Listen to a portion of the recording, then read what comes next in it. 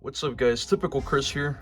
So today I am gonna be doing something totally different from any knife reviews. Good news is that another knife review is coming up pretty soon for a new knife I got. But today we're gonna be doing something totally different. We're gonna show you guys how to make redwood tea. Now what is redwood? So redwood is a tree that you can find here in Northern California along the coastline here, or mainly like Northern California, you know, Oregon, but you can find a lot of those trees here. And the scientific name for it would be Sequoia sempervirens.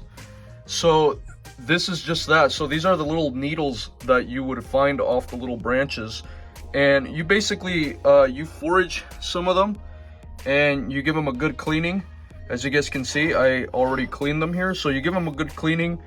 Then what I basically did is I added all the wet needles in here because I cleaned them, and then afterwards I put a napkin like that over it so that way it can dry off quicker. So here are your needles, and let's go to the kitchen. So in the kitchen you're gonna want to grab a pan right here. I'm sorry I have a mess here currently, but you're gonna want to grab a little pot like this, and you basically just fill it with water.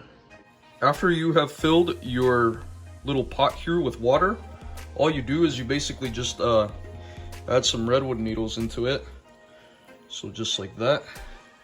I would recommend about, so if you're using a little pot like this, I would recommend a little bit, because yet again, redwood needles do contain a little bit of tannins, and you don't want too much of that in your system, just because, you know, I wouldn't recommend it. I mean, they're totally edible. I mean, you could do whatever with them. You could even make cookies out of these, but like, you wouldn't want to put too much of that, obviously.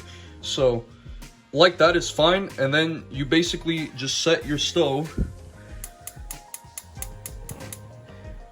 to halfway, and then you let that, you keep it halfway for about 15 minutes. And then once you see all that stuff, like, basically you'll tell whenever it's ready. It's like the water will turn a little bit red and the leaves will be a little bit murky, but you're gonna want to strain that afterwards into your cup and you're good to drink it. All right, so after it's been boiling for 15 minutes, all you gotta do now is carefully turn off your stove. Obviously you don't want to burn down the house. So my mom is gonna hold the camera for me. You take your cup here, your strainer, and all you do is you pour some in carefully.